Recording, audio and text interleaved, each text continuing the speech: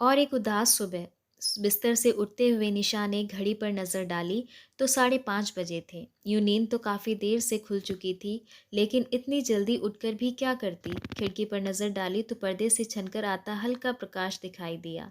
गर्मी की सुबह भी तो जल्दी होती है, सोचा चलो अब उठा ही जाए। सुबह तो हो ही गई है और उठकर बाथरूम की ओर चली गई। हाथ मुंह धोकर ब्रश वगैरह करके बाहर निकली।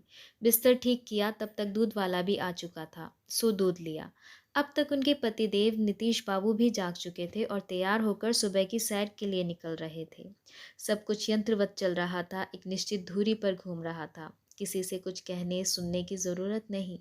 जीवन में कोई उत्साह उमंग नहीं बची थी दोनों के। नीतीश बाबू के जाते ही वह अखबार लेकर बैठ गई। एक गहरी सांस लेकर दीवार पर टंगी तस्वीर पर दृष्टि डाली, जिस पर फूलों का हार पड़ा हुआ था। उनकी दृष्टि धुंधला गई। किसी तरह स्वयं को संभाला और अखबार के पन्ने उलटने लगी। हालांकि कुछ दिखाई नहीं दे रहा था। उन्होंने फिर अपने सिर को झटका दिया। नियति के आगे आखिर किसकी चली है, और जो सच है वह तो है ही, उसे स्वीकारने में ही भलाई है, बजाय इसके कि जो नहीं है उसके लिए रोते रहें। और उन्होंने बगीचे की ओर रुख किया। कुछ साफ सफाई की, सूखी पत्तियां, झाड़ियां, लताएं जो गिर रही थी उन्हें सहारा दिया। तब तक नीतीश बाबू भी दूर से जाते हुए दिखाई दिए और वे चाय बनाने के लिए किचन की ओर चल दी। चूल्हे पर चाय की पतीली चढ़ाकर वे फिर ख्यालों में खो गई। नीलेश उनका इकलौता पुत्र, उम्र थी यही कोई 18 वर्ष, होनहार महाविद्यालय का छात्र। ऐसी ही एक सुबह वे तीनों पिकनिक के लिए निकले और बस 15 मिनट बाद ही कार का एक्सीडेंट हो गया। नीलेश ही कार ड्राइव कर रहा था। वे शुरू से ही टोक रही थी स्पीड कम करने के लिए, लेकिन शरारत से मुस्कुराते हुए उन्हें डराने के लिए कार तेज और तेज चलाए जा रहा था। तभी अचानक सामने से एक ट्रक आया। तुरंत उसने कार साइड में की, पर कार कुछ ज़्यादा ही साइड में चली गई और सड़क के किनारे खड़े एक पेड़ से टकरा गई, और बस सब कुछ खत्म हो गया। हालांकि नीलेश को तुरंत अस्पताल भी ले जाया गया, लेकिन फिर भी वे बच ना सका। और किस्मत का खेल तो देखो, इन दोनों को बस मामूली खरोच ही आई थी। कलीजे पर पत्थर रख अपने जिगर के टुकड़े के अंगों का दान कर दिया था दोनों ने। समाज सेवा में रुचि जो थी उनकी। कितने बुरे दिन थे वे। महीनों उनकी आंखें नहीं सूखी थी। जिंदगी बेमतलब की होकर रह गई थी। लक्ष्यहीन, फिर भी जब तक जीवन है जीना तो था ही। उन्होंने पौधे लगाए, एक पप्पी भी पाला ताकि अपने दुख पर से ध्यान कुछ हट सके। लेकिन वे कोई छोटी मोटी तलैया तो थी नहीं कि ध्यान हट जाता। ये तो दुख का महासागर था, जो रह रहकर हिलोरे मारता था। ईश्वर को भी इस उम्र में ये दुख देना था, जब वे न इधर के थे न उधर के, मंझधार में थे, 40-45 के बीच की उम्र के।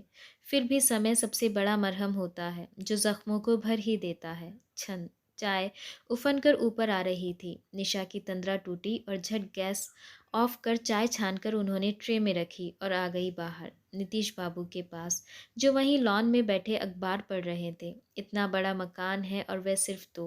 बनवाते वक्त तो सोचा था कि नीलेश की शादी होगी, बहू आएगी, पोते पोतियों से घर भरा रहेगा, और इस कारण भी बनवा लिया था कि बेटे के बाद में परेशान ना होना पड़े। और अब तो इतने बड़े घर की साफ सफाई ही महंगी पड़ गई थी। इतनी धूल जमती थी कि बस पोंछते जाओ, वह जमती जाएगी। वैसे कभी कभी उन्हें धूल का जमना भी अच्छा लगता है। कम से कम एक काम तो मिल जाता है, वरना करें क्या। घर तो जैसा का तैसा व्यवस्थित रहता है। कोई भी चीज़ अपनी जगह से हिलती नहीं जब तक कि वे ना उठाएं। नीलेश था तो कितना बखेड़ा किए रहता था। कहीं बल्ला पड़ा है तो कहीं गेंद, कहीं स्केट्स, जूते, मोजे तो सारे घर में पड़े मिलते थे। और उसके और कपड़ों तो पूछो ही मत। कितना शौक था उसे पहनने ओढ़ने का। दिन भर उसकी चीज़ों को समेटने में ही वक्त बीत जाता था।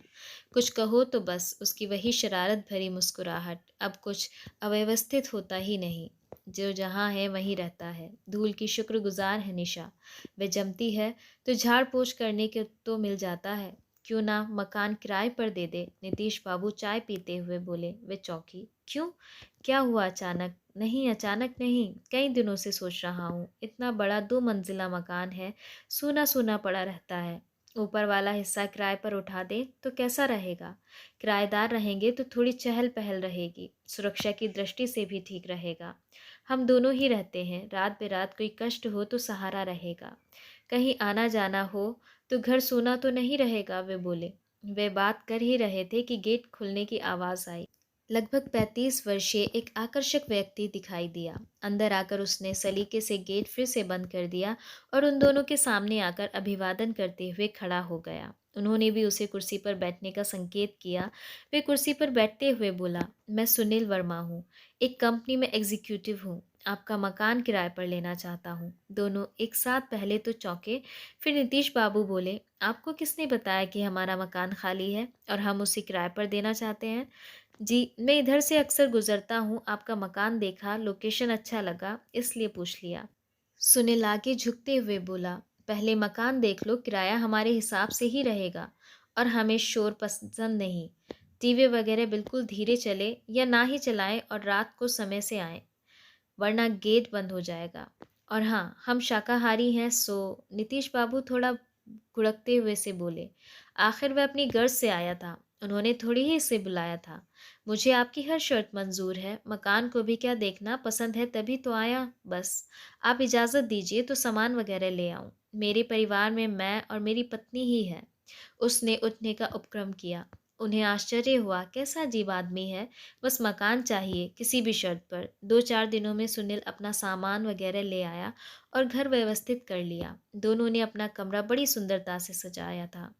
घर में थोड़ी रौनक आ गई थी, आना जाना लगा रहता था। सुनील हमेशा उनसे पूछता रहता, कोई काम हो तो करता रहता, कभी पानी के बिल भरना तो कभी सब्जी किराने का सामान लादना आदि। और निशा से तो उसे विशेष स्नेह था।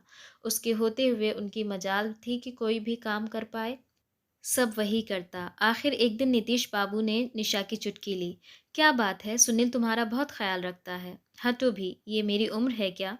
4-5 बरस छोटा होगा मुझसे, छोटे भाई जैसा है।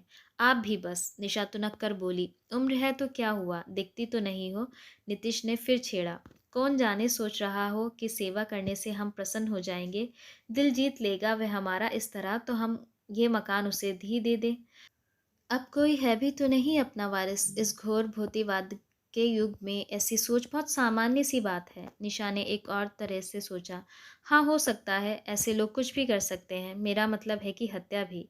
ज़रा होशियार रहना, नीतीश बाबू ने आशंका जताई। कुछ दिनों बाद एक दिन निशा की तबीयत बहुत ख़राब हो गई, इतना तेज़ बुखार था और नीतीश बाबू बिजनेस टूर पर गए थे। सुनील ने ही संभाला, दिन रात उनकी सेवा की, रात रात भर जागकर उनके माथे पर बर्फ़ की पट्टियाँ रखता, पाँव सहलाता, थोड़ी-थोड़ी देर बाद फलों का रस, पानी, दवाइयाँ वगैरह देता, बाथरूम तक सहारा दे कर ले जाता। कोई कसर नहीं छोड़ी सुनील ने उनकी देखभाल में। उसकी पत्नी शालू से आखिर ये सब देखा नहीं गया और एक दिन उसने पूछ ही लिया, आखिर तुम्हें इनसे इतना लगाव क्यों है? इतना महंगा मकान लिया और वो भी तमाम बंदिशों पर। फिर तुम्हारा ऑफिस भी यहाँ से इतनी दूर पड़ता है, जाने आने में अलग खर्च अलग से। इससे कम पैसों व बेहतर सहूलियत के साथ तुम्हारे ऑफिस के पास ही अच्छा मकान मिल जाता। लेकिन तुम्हें तो बस यही चाहिए था, यही ज़िद ठाने बैठे थे। आखिर कौन लगती है वह तुम्हारी? क्या रिश्ता है उससे तुम्हारा? सुनील को गुस्सा तो बहुत आया, लेकिन वह स्वयं पर काबू रखते हुए आवाज़ दबाकर बोला, चिल्लाओ मत, उनकी नींद खुल जाएगी। वह मेरी माँ लगती है। और पूछना है कुछ? माँ, हा हा हा। शालू व्यंग्यात्मक लहजे में हंसते हुए बोली, कम से कम इस पवित्र रिश्ते को तो बदनाम मत करो। हम उम्र है वह तुम्हारी, देखने में भी अच्छी भली। चटाक। शालू कुछ और बोलती, उसके पहले ही सुनील का हाथ उठ गया। हतप्रभ शालू देखती ही रह गई और वह बोलता ही चला गया, हाँ माँ लगती है वह मेरी, उनकी कोख में पले शरीर का एक अंग प्रत्यारोपित है मेरे शरीर में। उसने नया जीवन दिया है मुझे। आज जो मैं ये चल फिर रहा हूँ, जीता जागता तुम्हारे सामने हूँ, तो केवल उनकी ही बदौलत। अपने पुत्र की मृत्यु के बाद उन्होंने उसके गुर्दे दान कर दिए थे, वे मुझे ही प्रत्यारोपित हुए थे। डॉक्टर ने बताया था, उन्हें तो इतना भी होश नहीं था कि इस बात को जाने कि उन्होंने दान किसे दिया है। बेटे की मौत के सदमे में भी विवेक से पल्ला नहीं झाड़ा उन्होंने और महादान किया, और फिर पलट कर देखा भी नहीं कि किसे दिया। मैंने ये मकान जानबूझकर किराए पर लिया ताकि उनके निकट रह सकूं, कुछ तो सेवा कर सकूं उनकी। इस तरह कुछ तो ऋण हो जाऊंगा। और अब से तुम भी उनकी अपने सास ससुर की तरह सेवा करना। और शालू अब भी मुंह बाएं देखती जा रही थी। उस माँ के इस बेटे को कैसे अनोखे रूप से जुड़ा था माँ बेटी का ये रिश्ता। पहला ना सही, दूसरा जन्म तो दिया ही था निशाने सुनील को। धन्यवाद। अगर आपको ये कहानी पसंद आई है तो like, comment, share and subscribe करना ना भूलें। Thanks for watching.